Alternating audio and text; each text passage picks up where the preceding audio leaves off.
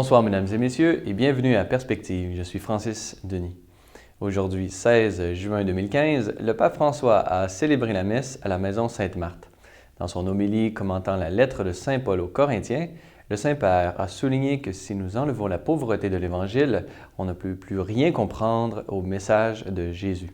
Se référant à l'épisode de la collecte d'argent pour venir en aide à l'Église de Jérusalem vivant des moments difficiles de pauvreté matérielle, le pape a affirmé que cela était une véritable théologie de la pauvreté. C'est parce que la pauvreté est au centre de l'Évangile. Ce n'est pas une idéologie. C'est propre à ce mystère, le mystère du Christ, qui s'est abaissé, qui s'est humilié, qui s'est appauvri pour nous enrichir. Hier, le pape François a reçu les participants de la 88e assemblée plénière de la réunion des organisations qui viennent en aide de façon concrète aux églises catholiques orientales.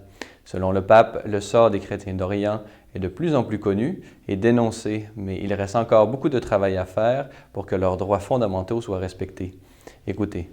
Dans le drame qui a frappé les chrétiens d'Irak et de Syrie, persécutés et contraints de fuir l'avancée de l'État islamique autoproclamé, il semble que le monde ait eu un sursaut de conscience et ait ouvert les yeux en se rendant compte de la présence millénaire des chrétiens au Moyen-Orient. C'est ce qu'a déclaré le pape François à la 88e assemblée plénière de la ROACO, la réunion des organisations qui viennent en aide de façon concrète aux églises catholiques orientales. Le pape a noté la multiplication des initiatives de sensibilisation et d'aide aux chrétiens en Irak et en Syrie et à tous les autres innocents injustement frappés par la violence.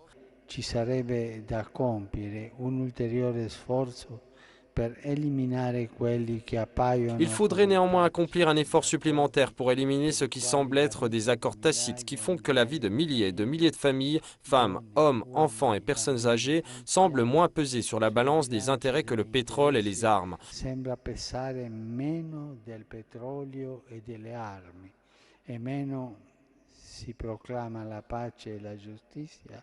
On appelle à la paix et à la justice tout en tolérant l'action sur ces terres des trafiquants de morts. Agiscano in quelle terre. Alors que vous continuez votre action au service de la charité chrétienne, je vous encourage donc à dénoncer ceux qui piétinent la dignité de l'homme. En effet, a ajouté le pape, la terre de ces régions est marquée par les pas de ceux qui cherchent un refuge, et elle est irriguée par le sang de nombreux hommes et femmes, dont beaucoup de chrétiens persécutés à cause de leur foi. En conclusion, le pape François a affirmé qu'il fallait aussi aider les communautés chrétiennes en Éthiopie et en Érythrée, pour qu'elles puissent offrir, surtout aux jeunes, un horizon d'espérance et de croissance, et ainsi arrêter le flux de nombreux migrants vers les côtes de la mer Méditerranée au péril de leur vie. Toujours au Vatican, la salle de presse du Saint-Siège a dévoilé une nouvelle liste des évêques participant au prochain synode des évêques sur la famille. La délégation des évêques canadiens sera donc composée de Monseigneur Paul-André Durocher, archevêque de Gatineau et président de la CECC, le cardinal Thomas Collins, archevêque de Toronto, Monseigneur Noël Simard, évêque de Valleyfield, Monseigneur Richard William Smith, archevêque d'Edmonton, Monseigneur Lionel Gendron, évêque de Saint-Jean-Longueuil, ainsi que Monseigneur Michael Miller, archevêque de Vancouver. Notons que le prochain synode aura lieu du 4 au 25 octobre prochain et soulignera également le 50e anniversaire de l'institution du synode des évêques par le pape Paul VI. Déplaçons-nous maintenant en Amérique latine, où notre journaliste Charles Bourgeois s'est rendu pour répondre à l'invitation du pape François d'aller jusqu'aux périphéries de l'existence. Écoutons-le nous parler du projet Rêve de maman. Dans ce bâtiment, derrière moi, une dizaine de jeunes femmes enceintes ou déjà mamans. Elles sont toutes dans des situations différentes, mais dans des situations très difficiles. Elles ont toutes vécu de lourdes épreuves. Elles sont en manque d'argent. Elles sont parfois seules pour assumer la charge de leur enfant. Elles sont parfois très jeunes et délaissées.